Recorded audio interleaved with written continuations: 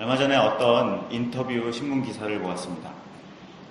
제목이 말과 글을 제대로 못하는 사람이 조직을 이끌면 망한다 라는 제목이었습니다. 말과 글을 제대로 못한다는 의미는 말이 어눌하거나 더듬는다는 이야기가 아니라 자신의 내면에서 일어나는 생각과 감정이 무엇인지 객관적으로 인식하지 못한다는 뜻입니다. 우리의 생각이나 감정은 형체가 없어요. 그래서 이것을 언어라는 그릇에 담아야지만 구체적으로 내 안에 있는 생각과 감정이 무엇이구나 라는 것을 알아차릴 수가 있습니다. 우리가 뭔가 마음이 불편하고 그때 내 마음이 왜 그럴까? 라고 생각하다가 지금 내가 슬프구나, 혹은 내가 지금 화가 났구나, 지금 내가 짜증이 났구나 라고 하는 어떤 이 언어로 딱 규정을 지으면 우리의 마음 가운데에 있는 생각과 감정들이 정리가 되는 것이죠. 그래서 내가 지금 슬픈 상태구나, 내가 지금 외롭구나 라는 것을 분명하게 말과 그리고 글로 표현할 수가 있는 것이죠. 자신의 생각과 감정을 객관적으로 이렇게 인식하지 못하는 사람은 다른 사람의 말과 글을 보고도 이 사람의 감정과 생각을 알아내지 못합니다. 자신의 생각과 감정을 인식해서 말로 글로 표현하지 못하는 사람은 다른 사람의 생각과 감정도 파악하기가 참 힘든 것이죠. 사람과 사람 사이에 일어나는 복잡한 관계를 이해할 수가 없습니다. 말과 글을 제대로 못한다면 의사소통이 이루어질 수도 없고 인간관계도 좋아질 수가 없습니다. 이렇게 의사소통이 원활하지 못한 사람이 많을수록 조직은 쇠퇴하기 마련입니다. 말과 글을 제대로 못하는 사람은 지도자의 생각과 감정을 이해하지 못합니다. 지도자가 내리는 명령을 이해하지 못해요. 하지만 그 명령을 따르기는 합니다. 그 명령을 따르면 복종에 대한 보상이 주어진다는 것을 알기 때문에 이 지도자의 말씀에 기계적으로라도 복종을 하려고 하는 것이죠. 사람들은 지도자와 의사소통도 되지 않고 특별한 관계를 맺고 있지 않아도 명령에 복종하면 빵을 얻는다는 상황 때문에 그 명령에 복종을 하고 또 그런 상태를 만족스러워합니다. 반대로 지도자의 명령을 복종하지 않으면 불이익을 당할까봐 무서워서 억지로라도 지도자의 말에 복종을 합니다. 이렇듯 지도자의 말과 글을 통해서 지도자 안에 있는 생각과 감정을 이해하지 못하면서도 빵을 얻는 것에 만족을 하고 채찍을 두려워하는 이런 상태를 노예근성이다라고 표현할 수 있습니다. 지난 시간에 우리는 여호와라는 이름은 하나님께서 이스라엘에게 가르쳐 주신 이름이다라고 나누었습니다. 전능하신 하나님이 계시는데 그 하나님이 이스라엘의 역사와 인생 가운데 찾아오셔서 구체적으로 하나님이 어떤 분이신지 나타내어 주는 것, 이것이 바로 여호와라는 개념으로 말씀드렸습니다. 전능하신 하나님과 우리 인생에 나타나 있는 여호와라는 하나님, 이 이름 두 가지를 비유하자면 남자와 남편의 차이라고 할 수 있습니다. 남편도 남자죠. 그런데 이 남편이라는 이름은 남자라는 것보다 훨씬 더 의미가 있는 이름이고 관계성이 있는 이름이에요.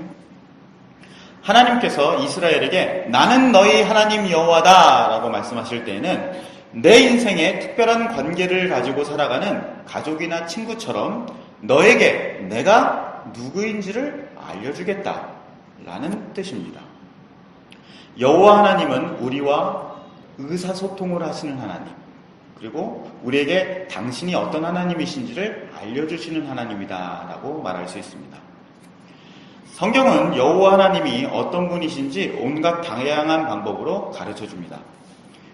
출애굽기 34장 6절을 보면 여호와께서 그의 앞으로 지나시며 선포하시되 여호와라 여호와라 자비롭고 은혜롭고 노하기를 더디하고 인자와 진실이 많은 하나님이라.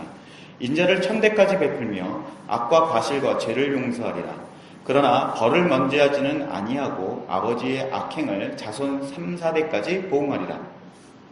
이 말씀은 하나님께서 모세에게 직접 들려주신 말씀입니다. 모세는 하나님의 말씀을 듣고 이것을 글로 적어놨어요. 선지자들도 여호와 하나님이 누구신지 어떤 분이신지에 대해서 수없이 많이 기록해놨습니다. 그래서 우리 성경 전체를 통해서 여호와 이레, 여호와 삼마, 여호와 니시 등등 여호와가 어떤 분이신지에 대해서 선지자의 글들을 보고서 이해할 수 있습니다.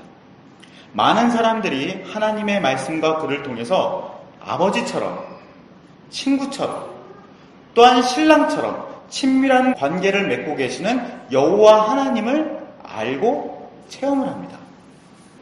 시편 103편 8절을 보면요. 여호와는 긍휼이 많으시고 은혜로우시며 노하기를 더디하고 인자하심이 풍부하시도다. 자주 경책하지 아니하시며 노를 영원히 품지 아니하시리로다. 우리의 죄를 따라 우리를 처벌하지는 아니하시며 우리의 죄악을 따라 우리에게 그대로 갚지는 아니하셨으니 이는 하늘이 땅에서 높음같이 그를 경외하는 자에게 그의 인자하심이 크심이로다. 동이 서에서 먼 것 같이 우리의 죄가를 우리에게서 멀리 옮기셨으며 아버지가 자식을 긍휼히 여김같이 여호와께서는 자기를 경외하는 자를 긍휼히 여기시나니 이는 그가 우리의 체질을 아시며 우리가 단지 먼지뿐임을 기억하심이로다. 모세가 여호와 하나님에 대해서 기록한 지 수백 년 뒤에 다윗이 쓴 시편입니다. 선지자가 전한 하나님의 말씀과 성경에 적혀있는 글을 통해서 다윗이 여호와 하나님을 경험하고 다시 자신의 입술로 경험한 것이죠. 시편 34편 8절을 보면 너희는 여호와의 선하심을 맛보아 알지어다. 그에게 피하는 자는 복이 있도다. 성경은 이렇듯 우리에게 맛을 보고 아는 것처럼 하나님을 알아라 라고 말하고 있습니다. 하나님을 안다는 것은 저기 멀리 떨어진 곳에서 일어나는 어떤 사건이 아닙니다. 그것은 우리가 부모님을 알고 친구를 사귀는 것처럼 우리 인생 속에서 실제로 일어나는 경험입니다. 호세아서 6장 3절을 보면 그러므로 우리가 여호와를 알자. 힘써 여호와를 알자.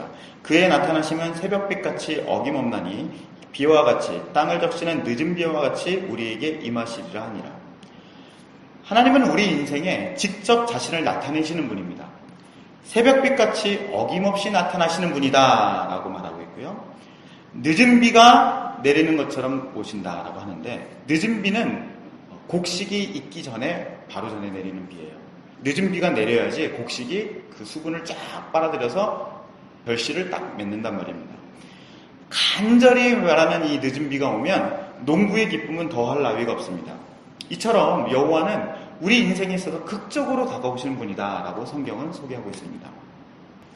호세아서 6장 6절은 나는 니네 원하고 제사를 원하지 아니하며 번제보다 하나님을 아는 것을 원하노라.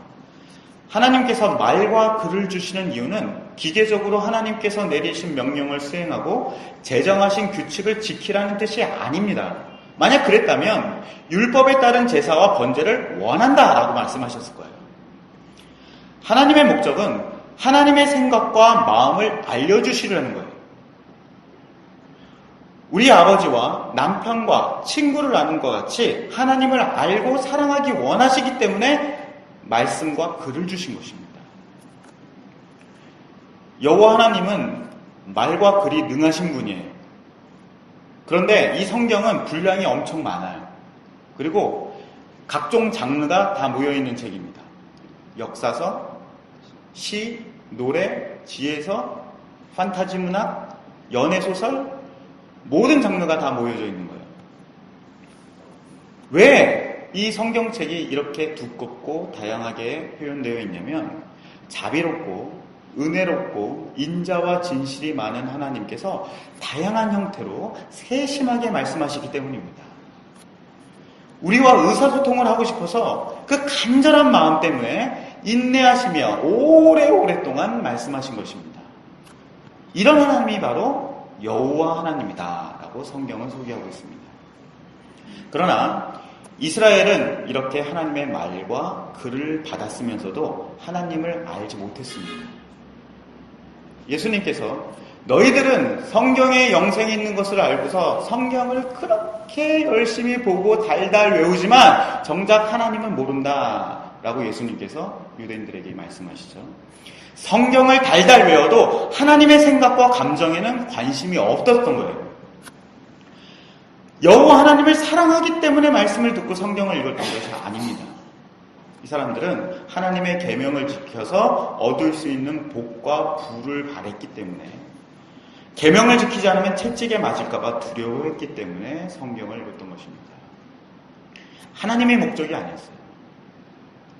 말씀을 듣고 글을 읽는 이유는 하나님 그분을 알고 싶어서가 아니었다는 거죠. 그렇기 때문에 이 사람들이 예수님께서 너희들은 하나님을 모른다 라고 얘기해도 그게 왜? 그게 무슨 문제인가? 그 문제의식이 없는 거예요. 결혼의 목적이라는 것은요, 한 남자와 한 여자가 바로 그 남자, 그 여자, 이 한 사람, 이 사람을 사랑하는 것이 목적이에요. 그런데 남자와 여자가 서로 사랑하지 않아도 결혼할 수 있습니다. 서로 마음을 이해하지 않아도 함께 살 수 있어요.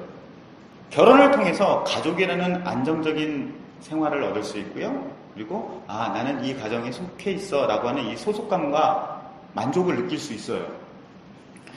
자녀를 기를 수 있는 어떤 울타리를 얻을 수 있고요. 서로 경제적인 이득을 얻을 수 있습니다.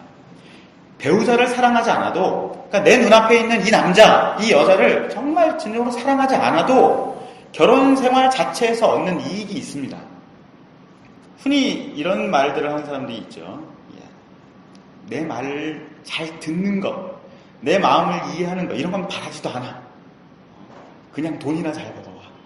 그리고 애들 밥이나 잘 줘. 이건 충분해. 서로의 생각과 감정과 마음을 몰라도 결혼 생활에 문제가 없어요. 문제가 생기지 않는 선에서 피상적인 대화를 할 뿐 상대방의 마음을 이해하지 못해도 결혼 생활이라는 것은 유지가 됩니다. 서로 사랑하는 것, 내 눈앞에 있는 이 사람을 사랑하는 것, 그것이 목적이 아니기 때문에 그런 결혼 생활도 유지가 될 수 있는 거예요. 이스라엘이 바로 하나님과 이렇게 살았다는 겁니다. 하지만 하나님께서는 우리를 사랑하시는데 끝까지 사랑하시는 분이시죠. 우리가 부부끼리 얘기하다가 말이 안 통하면 내 말을 왜 못 알아들어? 진짜 내 배를 갈라가지고 내 속이 뭐가 있는지 보여줄까? 이런 심정이에요. 그런데 하나님께서도 진짜 살을 갈라서 속을 뒤집어 보이시면서 당신이 어떤 분이신지 우리에게 보여주십니다. 히브리서 1장 1절을 보면 옛날에는 하나님께서 예언자를 통해 우리 조상에게 여러 가지 방법으로 수없이 말씀하셨습니다. 그러나 이제 마지막 때에는 하나님께서 그의 아들을 통하여 우리에게 말씀하십니다. 하나님은요, 자신의 생각과 감정이 무엇인지를 정확하게 아시는 분이에요.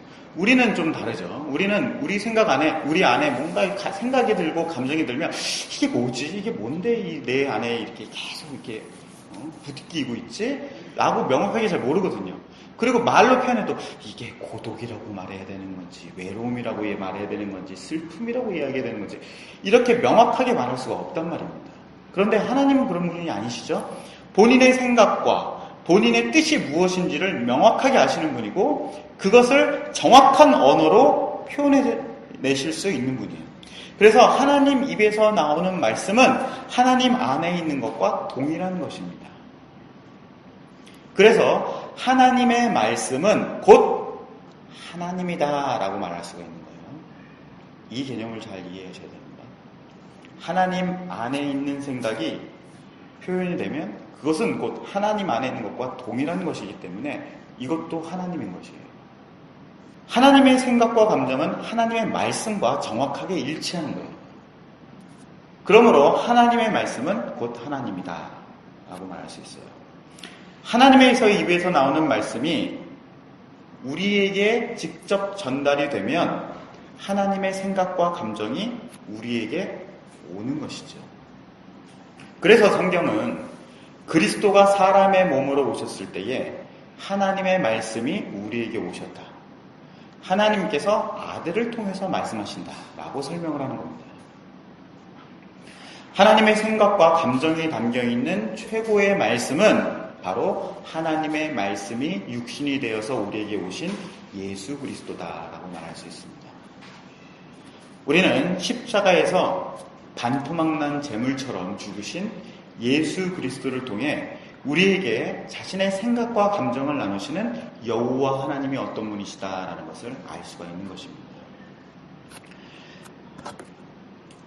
히브리서 10장 15절을 보면요, 성령께서 또한 우리에게 이것에 관해 말씀하십니다. 나중에 내가 다시 이스라엘 백성과 함께 새 언약을 맺을 것이다.